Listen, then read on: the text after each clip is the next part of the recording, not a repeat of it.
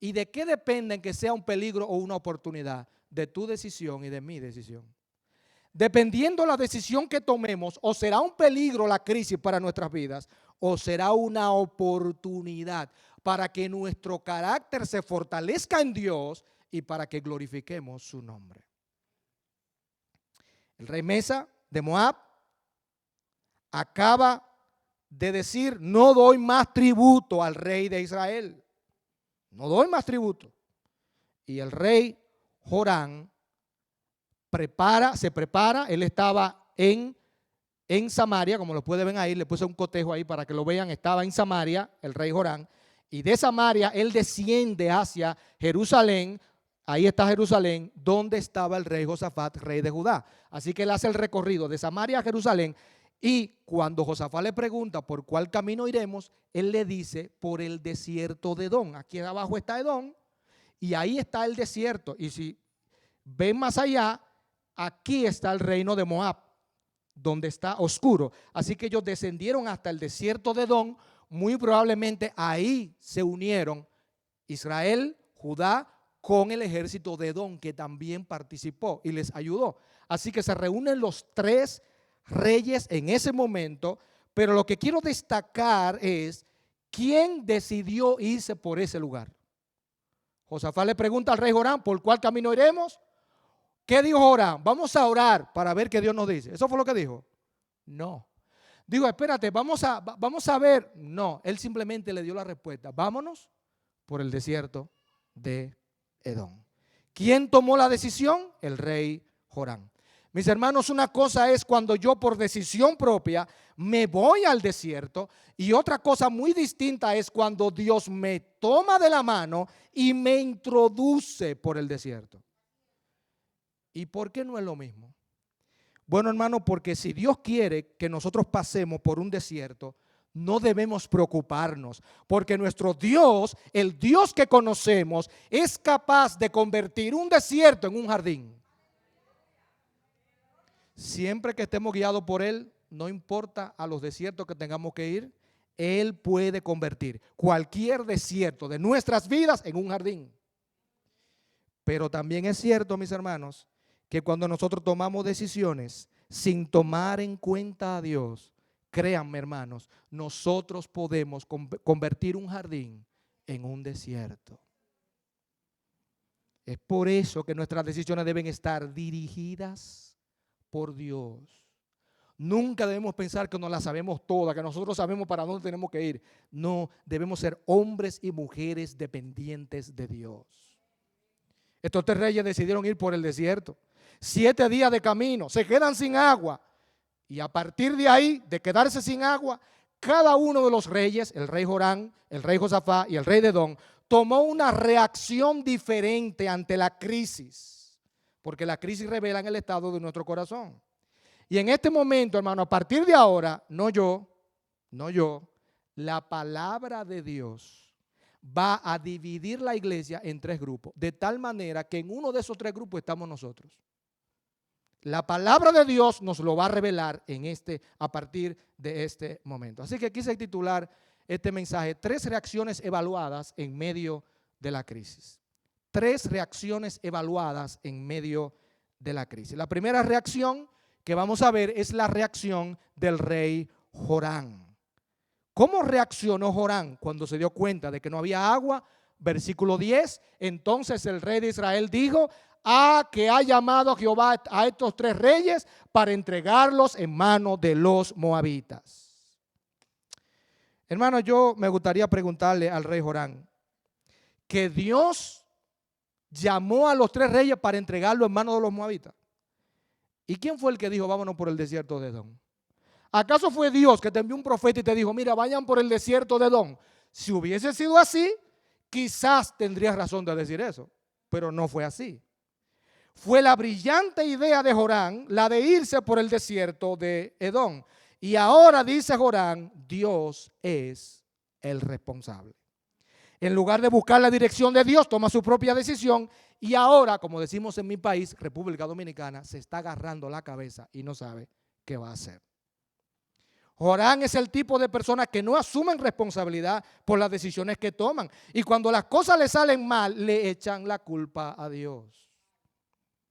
Dice Proverbios 19:3, la insensatez del hombre tuerce su camino y luego contra Jehová se irrita su corazón.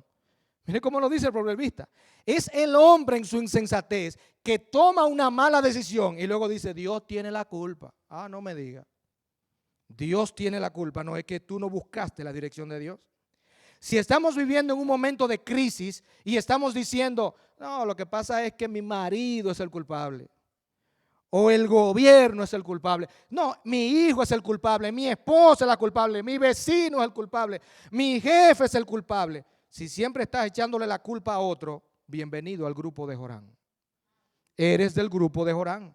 La culpa la tienen otros, no la tienes tú nunca. En el versículo 13, Jorán le repite las mismas palabras al profeta Eliseo. Es que yo estoy convencido, dice Jorán, oye qué atrevimiento, de que Dios nos trajo aquí para matarnos. Cuando Dios en ningún momento le dio dirección al rey Jorán. Parecía lógica la decisión de Jorán de no atacar por el norte. Parecía lógica, humanamente hablando, porque atacar por el norte significaba que Moab estaba más fortificada, era más segura la ciudad. Además de que por el norte Moab colinda con Amón. Era muy probable, Amón también enemigo de Israel, que Amón se metiera o se interfiriera para apoyar a Moab. Y eso no lo quería Israel, así que mejor por el sur. Pero ellos se fueron por la lógica y no buscaron la dirección de Dios. Y ahora están sin agua en medio del desierto. Por no consultar a Dios, se quedaron sin agua. Miren lo que dice Proverbios 3, versos 5 al 7. Fíate de Jehová de todo tu corazón. Y miren la advertencia del proverbista. Y no te apoyes en tu propia prudencia. Reconócelo en todos tus caminos y Él enderezará tus veredas. No seas sabio en tu propia opinión. Se lo repite otra vez. Teme a Jehová y apártate del mal. Hermano, nuestro corazón no es un buen consejero. El único consejero seguro y fiel es el Espíritu de Dios utilizando la palabra de Dios. Fuera de ahí, nuestro corazón, dice la Biblia, no lo digo yo, es engañoso y perverso. Nuestro corazón no debe ser nuestra guía, debe ser Dios a través de su Espíritu por medio de su palabra.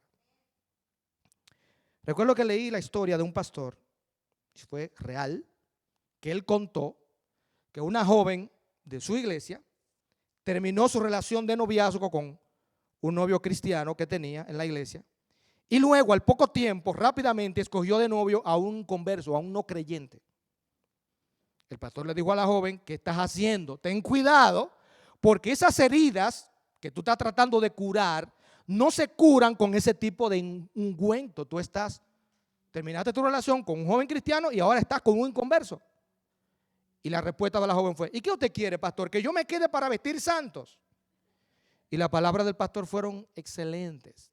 El pastor le dijo, yo prefiero que tú te quedes para vestir santos y no que te cases para desvestir demonios. Pero es tu decisión. Es tu decisión.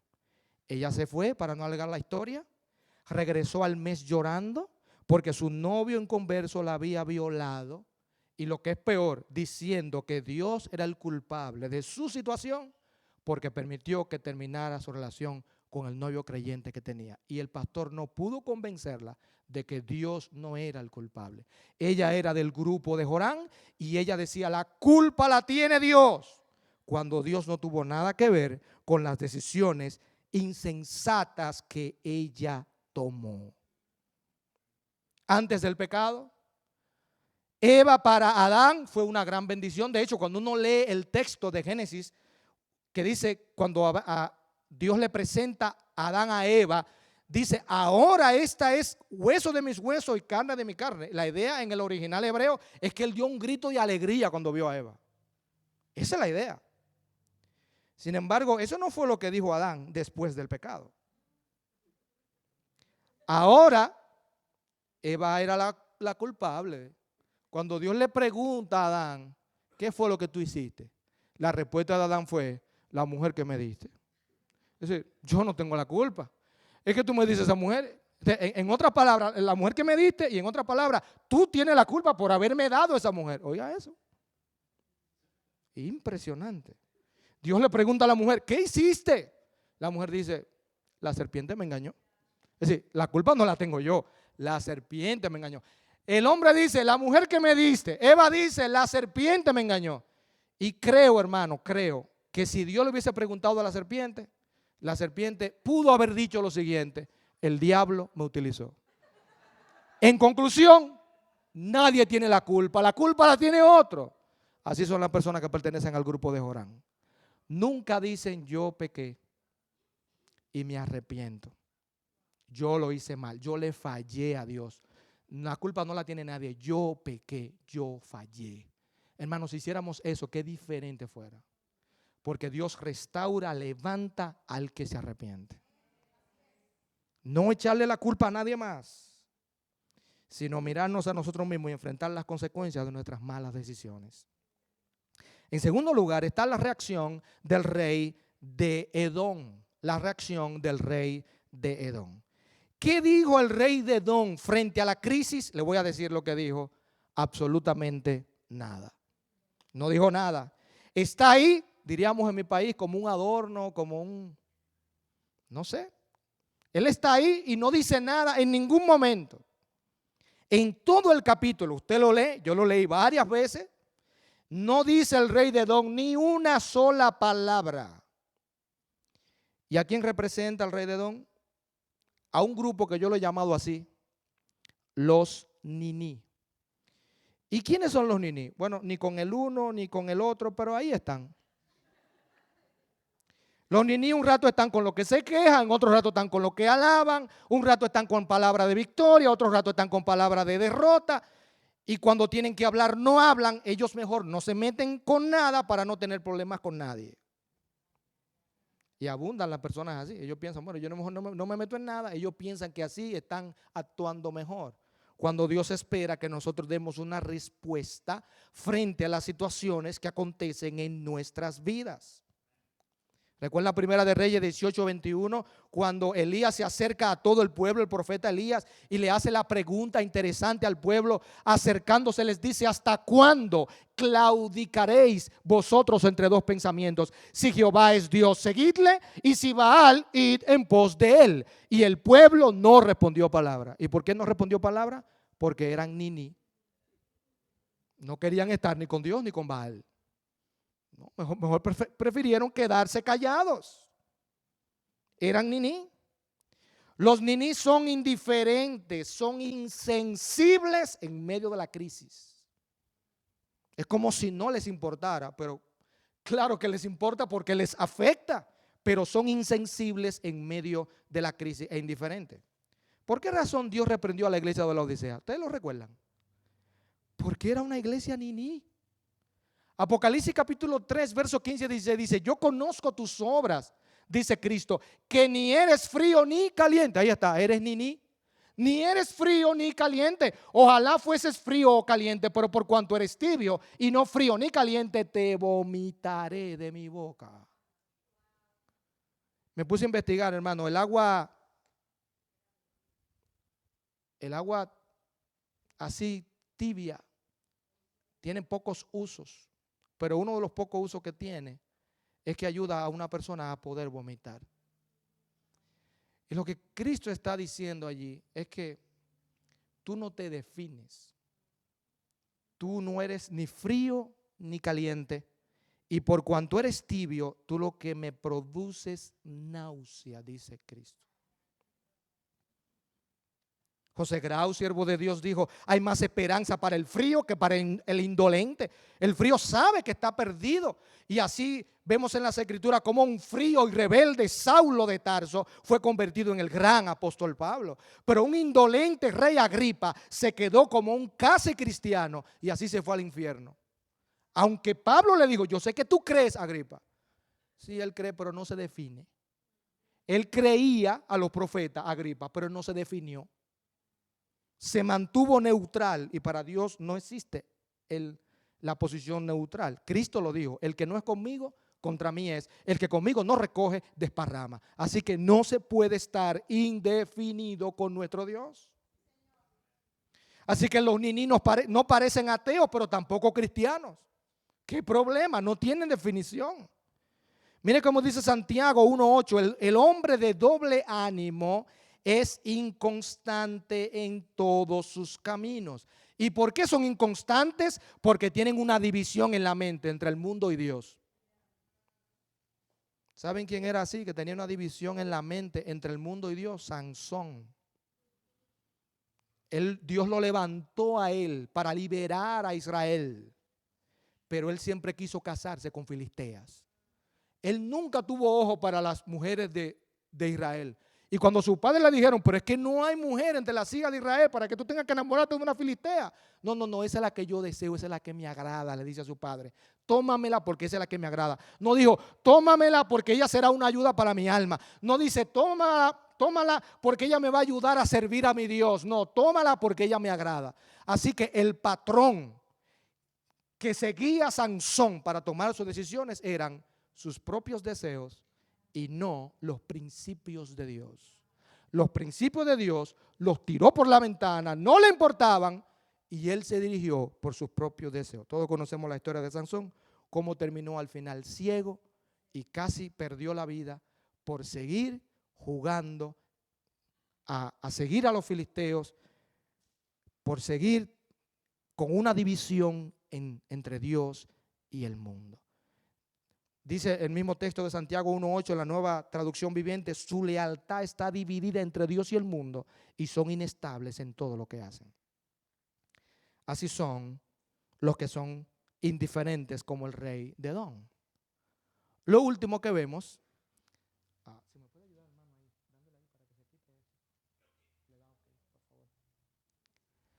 es la reacción de el rey Josafat. En el versículo 11 y 12 dice: mas dijo Josafat: no hay aquí profeta de Jehová para que consultemos a Jehová por medio de él. Y uno de los siervos del rey de Israel respondió y dijo: aquí está Eliseo, hijo de Safat, el cual servía a Elías.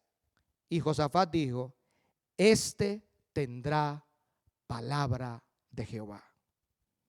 Este tendrá palabra de Jehová. En medio de la crisis, Josafat dijo: yo sé que esto está duro, yo sé que esto está negro, pero el Dios que yo conozco siempre tiene una respuesta, no importa lo difícil que sea la situación.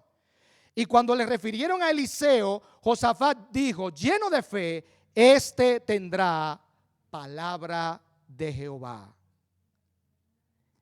Este tendrá palabra de Jehová. No hay dudas en las palabras de Josafat. Sus palabras están llenas de fe, llenas de seguridad. Este tendrá palabra de Jehová. No dice: vamos a ver si la tiene. Ojalá que la tenga. No, este la va a tener. Los hombres y las mujeres que se necesitan hoy son los que acuden a Dios llenos de fe en todas las circunstancias de su vida. Como dice el Salmo 125, 1 y 2, los que confían en Jehová son como el monte de Sión, que no se mueve, sino que permanece para siempre. Como Jerusalén tiene montes alrededor de ella, así Jehová está alrededor de su pueblo desde ahora y para siempre. Dios se mantiene alrededor de los que confían en Él. ¿Tú confías en Dios? Tú permaneces lleno de fe en medio de la crisis. Dios está alrededor de ti para ayudarte. Para ayudarte en medio de la crisis. Ese es el deseo de Dios. Y luego ahora vemos las respuestas de Dios. Ellos mandan a buscar al profeta. El profeta viene. Y el profeta le va a responder a cada uno de los reyes ahora. Ahora Dios va a evaluar las reacciones de los tres reyes, una por una. Así que cuando llegaron, el primero que el profeta le habló fue al rey Jorán, que fue el primero que dijo que Dios nos trajo aquí para matarlo. ¿Y qué le dijo el profeta Eliseo al rey Jorán? Le dijo, ¿qué tengo yo contigo?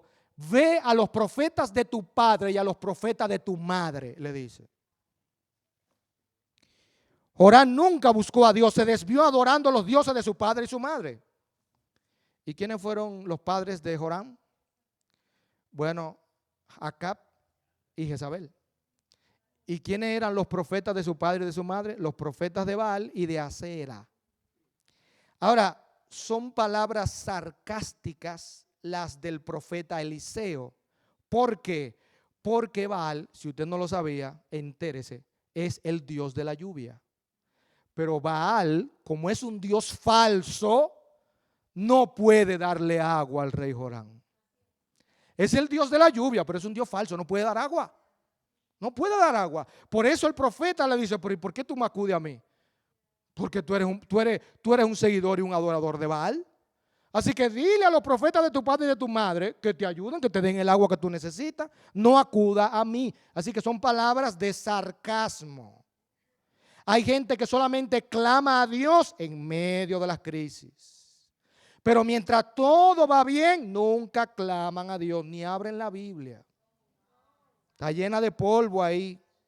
Ni la leen.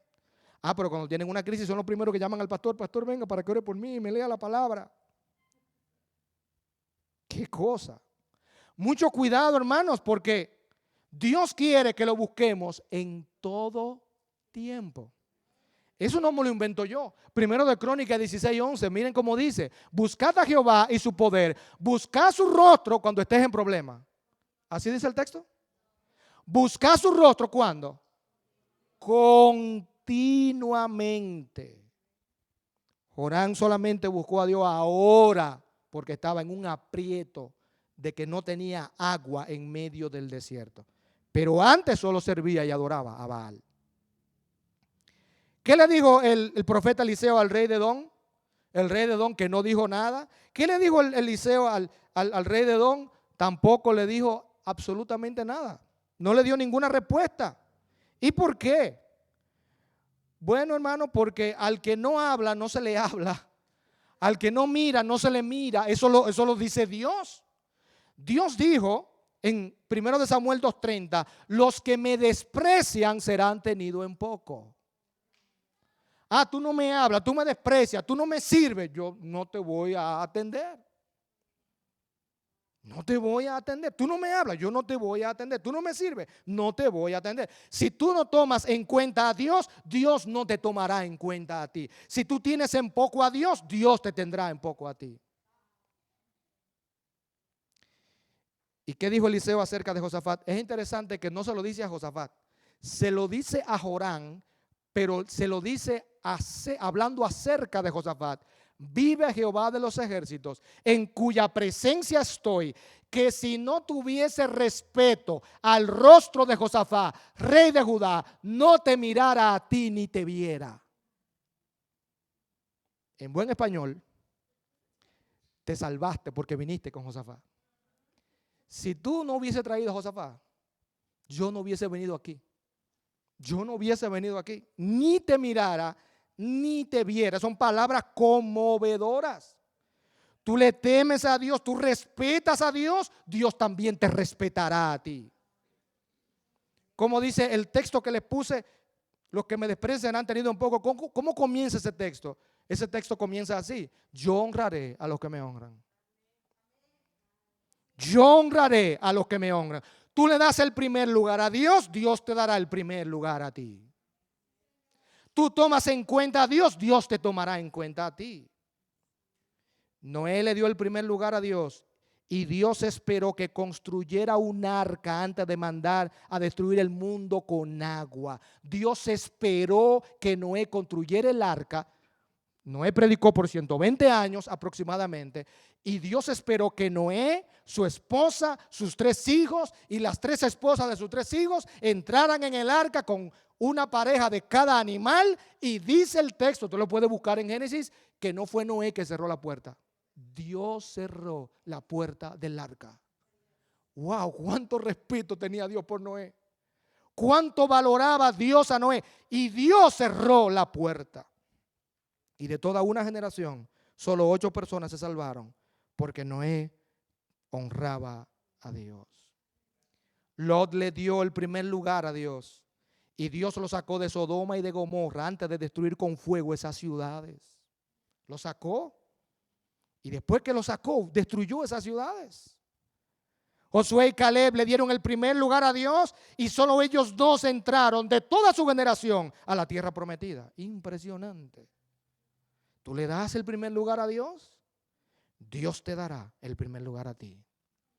Mi hermano, quiero decirte esto con todo el corazón. Hay gente a quienes Dios bendice porque están al lado de un Josafat. Pero si no estuviesen al lado de un Josafat, la bendición no les llegaría nunca. Y eso no debe ser. El milagro que Dios hizo ese día lo hizo para los 3 reyes, pero lo hizo por uno solo, por Josafat. Los demás fueron bendecidos por Josafat. Mire este texto en la Nueva Versión Internacional, 2 de Crónicas 16:9. El Señor recorre con su mirada toda la tierra y está listo para ayudar a quienes le son fieles. Hermano, yo me hago la imagen en mi mente, Dios mirando toda la tierra y bendiciendo a aquellos que le son fieles. Puedes decir con sinceridad, yo estoy en ese grupo de los fieles a quien el Señor está mirando para ayudar y bendecir. Estoy yo en ese grupo. Hay hombres a quienes Dios bendice porque sus esposas son como Josafat, que aman a Dios. Hay mujeres a quienes Dios bendice porque sus maridos son como Josafat, que aman y sirven a Dios. Hay hijos que son bendecidos porque sus padres son hombres y mujeres como Josafat, de oración y de comunión con Dios. Bendice a pastores porque sus hijos son como Josafat. Bendice a iglesias porque sus pastores son como Josafat. Bendice a pastores porque en su iglesia hay miembros que son como Josafat. Pero lo ideal es que no debemos vivir dependiendo de las bendiciones de otros, sino que debemos procurar ser bendición a otro. Porque quiero decirle esto, hermano, con todo mi corazón. El día en que nos quiten los hombres y mujeres que son como Josafat, nos quedaremos sin nada si no buscamos a Dios personalmente. Entonces, no debemos vivir bajo la sombra de los que son como Josafat. Debemos vivir bajo la sombra del Dios omnipotente. El que habita al abrigo del Altísimo morará bajo la sombra del Omnipotente. ¿Y qué está diciendo el salmista en ese texto? Que Dios espera que cada cristiano y cristiana tenga con Él una relación personal de íntima comunión, de amor y devoción. Esto es un asunto personal, mis hermanos. Esto no es un asunto familiar. El que habita morará. Cada cristiano debe preocuparse por su comunión con Dios. Mira lo que narra Ezequiel en Ezequiel 14. Versos 13 y 14. ¿Cómo llegará el día cuando la bendición no llegará a aquellos que no vivieron para Dios? Dice Ezequiel, capítulo 14, versos 13 y 14, hijo de hombre, así se le llama a Ezequiel en el libro, hijo de hombre.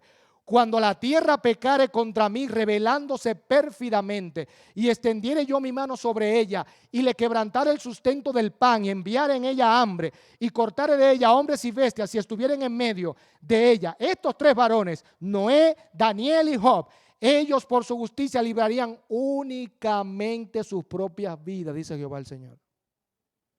Ven que llega el día cuando Dios dice, solo voy a bendecir a aquellos que me sirven. Aquellos que se rebelaron contra mí, dice el texto, pecando pérfidamente, aunque estuvieran con Noé, Daniel y Job, yo a Noé, Daniel y Job lo voy a librar porque son mis siervos, pero a los rebeldes no. Entonces llega un momento cuando Dios dice, hasta aquí. Entonces lo importante no es estar bajo la sombra de los que son como Josafat.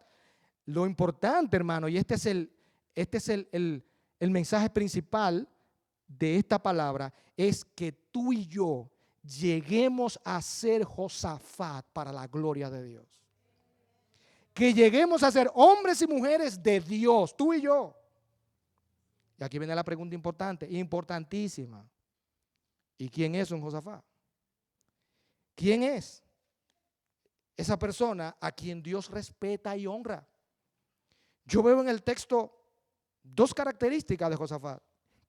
La primera es que un Josafat es aquel que conoce personalmente a Dios y camina diariamente con Él. En 2 de Crónicas 17, 3 y 4 se dice acerca de Josafat: y Jehová estuvo con Josafat porque anduvo en los primeros caminos de David su padre y no buscó a los Baales, sino que buscó al Dios de su padre y anduvo en sus mandamientos y no según las obras de Israel. El profeta Eliseo dice: si no fuera por Josafat, le dice a Jorán, ni te mirara ni te viera. ¿A quién es que Dios mira entonces? Isaías 66, 2. Miraré a aquel, dice Dios, que es pobre y humilde de espíritu y que tiembla a mi palabra. ¿A quién Dios mira, mis hermanos? Aquellos hombres y mujeres que su corazón tiembla cuando Dios le habla para hacer la voluntad de Dios. Y un Josafat es aquel, en segundo lugar, que analiza todo desde la perspectiva de Dios. Cuando Jorán dijo: Dios nos ha traído al desierto para matarnos, ¿qué dijo Josafat? Yo rehúso creer eso. No hay aquí un profeta que podamos buscar palabra de Dios. Yo rehúso creer eso. No hay un profeta aquí. Porque Josafat sabía que a los que aman a Dios todas las cosas le ayudan a bien. Dice: aquí vamos a buscar palabra de Dios. Aquí tiene que haber un profeta que nos diga, que nos revele la palabra de Dios. Así que, aunque fue una mala decisión de Jorán, Josafat sabía que Dios cumple su propósito en todas las circunstancias que permiten nuestra vida. Aunque nosotros nos equivoquemos, Dios está por encima y cumple sus propósitos soberanos en la vida de cada creyente. Un rey tenía un siervo que era cristiano y un día se fueron de cacería. En medio de la cacería el rey tuvo un accidente y perdió un dedo. El siervo creyente le dijo al rey: rey, no se preocupe, porque a los que aman a Dios todas las cosas le ayudan a bien. Pero el rey lo que hizo fue que se enojó y puso al siervo que era creyente en la cárcel. Lo dejó allí. Se fue de nuevo de cacería con otro siervo que no era creyente y fueron capturados por una tribu salvaje. Los salvajes iban a sacrificar al rey. Ya lo habían colocado para matarlo cuando descubrieron que al rey le faltaba un dedo. Y eso hacía al rey imperfecto para el sacrificio. Así que sueltan al rey, lo dejan libre y toman a su siervo que estaba que estaba con él y lo sacrifican en su lugar. Cuando el rey llega corriendo al palacio, asustado, sorprendido con lo que sucedió, saca al siervo que él había dejado en la cárcel, el siervo creyente, y le cuenta: mira lo que le pasó. Sacrificaron a mi siervo en mi lugar porque a mí me faltaba un dedo. Tú me perdonas por yo haberte dejado aquí encarcelado. Y aquel siervo cristiano le dice al rey: no, mi señor, al contrario, le doy las gracias por haberme dejado preso, porque si yo hubiese ido con usted, a mí me habrían sacrificado en lugar suyo, porque a los que aman a Dios todas las cosas le ayudan a bien.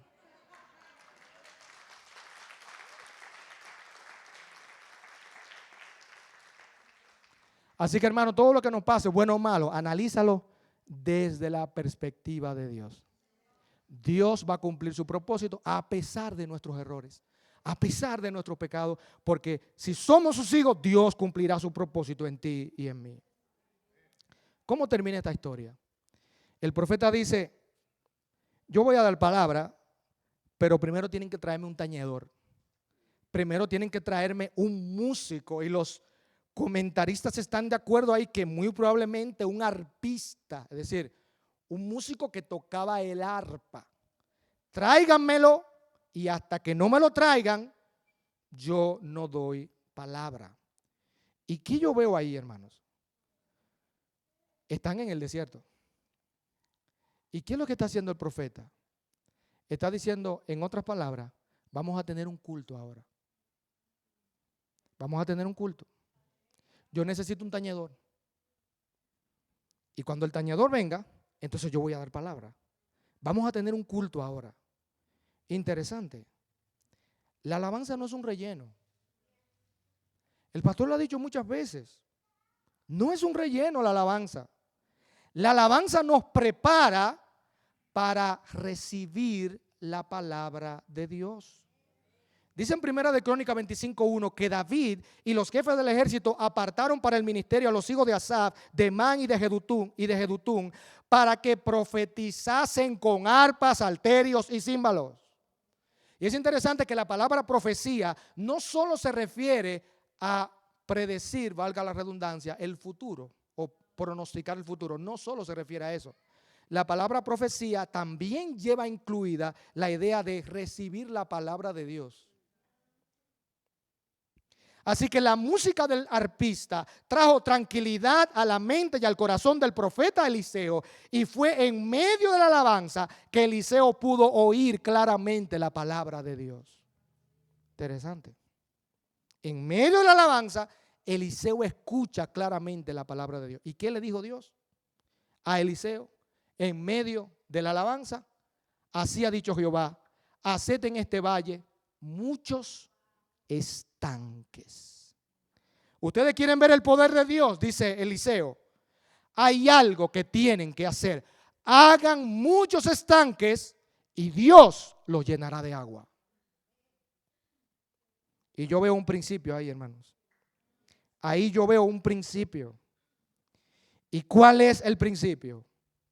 El que no hace, no verá. Hermanos, nosotros queremos ver el poder de Dios. Yo sé que sí. Queremos que Dios obre de manera extraordinaria en medio nuestro. Hay algo que tenemos que hacer. El que no hace, no verá. ¿Recuerdan cuando Cristo llegó a la tumba de Lázaro? Había una gran piedra en el sepulcro. Y Cristo no podía decirle: Lázaro, ven fuera. Y Lázaro podía salir con todo y piedra. Pero claro que sí. Pues Cristo es el Dios omnipotente. Para él nada es imposible. Pero Cristo dijo: no, quiten la piedra. Hay algo que ustedes tienen que hacer. Quiten la piedra. Y hasta que no quitaron la piedra, Dios no hizo el milagro. Ellos quitaron la piedra y Cristo dijo: Lázaro, ven fuera. Y Lázaro salió. Cristo hizo lo más difícil. Pero ellos tuvieron que quitar la piedra. Alguien dijo que solo Lázaro salió. Eso estaba lleno de sepulcros ahí. Porque Cristo dijo Lázaro. Si Cristo hubiese dicho ven fuera, todos los muertos hubiesen salido. Porque su palabra es omnipotente. Pero como solamente dijo Lázaro, solo Lázaro se levantó. Pero el punto es que ellos tuvieron que quitar la piedra primero. Quiten la piedra y después yo llamo a Lázaro. El que no hace, no verá. Mi hermano, oye esto muy bien. No lo olvides. Haz lo que nunca hiciste y verás lo que nunca viste. Eso te dice Dios en esta mañana. Haz lo que nunca hiciste y verás lo que nunca viste. Yo te pregunto ahora, ¿tú le crees a Dios? Ese es el reto. Porque el profeta le dice: hagan los estanques. Y Dios dice: yo lo voy a llenar de agua. Pero ellos tenían que hacer los estanques. Si no hacían los estanques, Dios no iba a mandar el agua. Mi hermano, mi hermana, ¿quieres ver el poder de Dios en tu vida? Vive para Dios, obedece su palabra, involúcrate activamente en la obra de Dios. Y Dios te dice: no yo voy a llenar este lugar de bendiciones hasta que sobreabunden. Eso lo dice Dios. Pero hay algo interesante. Dios no obra en medio de la pereza y de la inactividad. Dios no bendice a los perezosos. Proverbios 13:4 dice que el perezoso desea, él tiene deseo igual que el diligente. El problema es que él no hace nada y por eso nada alcanza. Mas el alma de los diligentes será prosperada. ¿Tú quieres que Dios te prospere, mi hermano? Haz lo que nunca hiciste y verás lo que nunca viste. Ora, evangeliza, invita a personas a la iglesia, tráelos a la iglesia, ora por ellos y lo que Dios va a hacer te va a sorprender. Lo que Dios va a hacer te va a sorprender, porque Dios le prometió darle agua si hacían los estanques y la victoria sobre Moab, porque Josafat estaba presente allí. Segundo de Reyes, así termina la porción. capítulo 3, versos 17 al 19, porque Jehová ha dicho así: no veréis viento ni veréis lluvia, pero este valle será lleno de agua, y beberéis vosotros y vuestras bestias y vuestro ganado, y esto será cosa ligera a los ojos de Jehová. Entregará también a los moabitas en vuestras manos, y destruiréis toda ciudad fortificada y toda villa hermosa, y talaréis todo buen árbol, cegaréis todas las fuentes de las aguas, y destruiréis con piedra toda tierra fértil. Aconteció pues que por la mañana, cuando se ofrece el sacrificio, a las 9 de la mañana se ofrecía el sacrificio, he aquí vinieron aguas por el camino de Edom, y la tierra se llenó de aguas. Oh, mis hermanos, Dios quiere derramar grandes bendiciones sobre nuestra iglesia. Yo pregunto ahora, ¿qué tenemos que hacer para que así sea? Este es el reto, hermano. Comprométete con Dios. No mire para el lado ni para atrás. Esto es a fulano no mire, piensa tú, comprométete tú con Dios. Si cada cristiano y cristiana en esta iglesia se compromete con Dios, no de juego, no de palabras, de verdad, Dios nos va a sorprender, hermano. Dios nos va a sorprender. Yo pienso esto, hermano, mientras meditaba en este mensaje, yo decía, qué glorioso sería si la iglesia Casa del Alfarero se llenara de hombres y mujeres como Josafat. Qué glorioso sería eso. Que nos comprometiéramos todos por ser hombres y mujeres de Dios. Lo que Dios hará, dice el texto, es cosa ligera. Me gusta como lo dice la versión Dios habla hoy. Esto es solo una pequeña muestra de lo que el Señor puede hacer. Wow. Una pequeña muestra de lo que el Señor puede hacer. Si tú y yo nos comprometemos con Dios, Dios nos demostrará que su gloria y su poder nada ni nadie lo puede detener. Porque Dios bendice al que le ama, al que le honra, al que le respeta.